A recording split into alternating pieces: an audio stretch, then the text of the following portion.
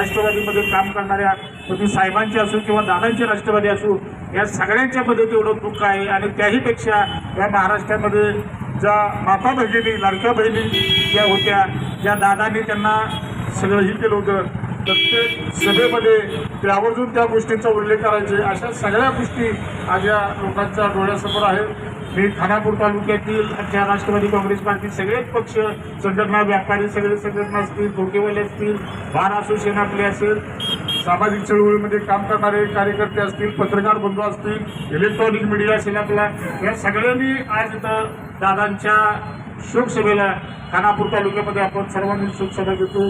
दादांच्या कुटुंबियांना हे बळ, हे दुःख त्यांना सोसण्याची ताकद मिळावी अशी परमेश्वराकडे आपण विनंती करतोय। आणि दादांच्या आत्म्याला शांती लाभावी अशा पद्धतीची भूमिका आज आपल्या तालुक्याच्या वतीनं ही करतो आणि दादाला शांती लाभावी अशी ईश्वरचरणी प्रार्थना करतो आणि थांबतो।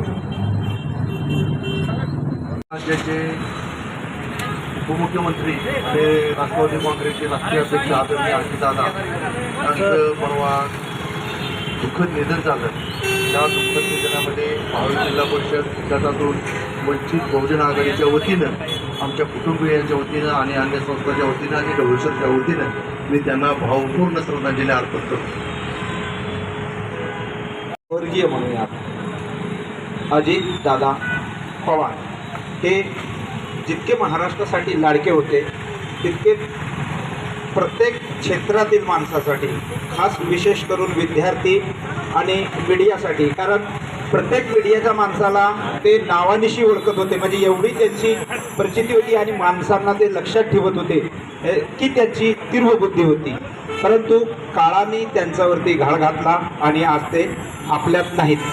म्हणून मी पत्रकारांच्या वतीने स्वर्गीय अजितदादा पवार यांना भावपूर्ण श्रद्धांजली वाहत आहे।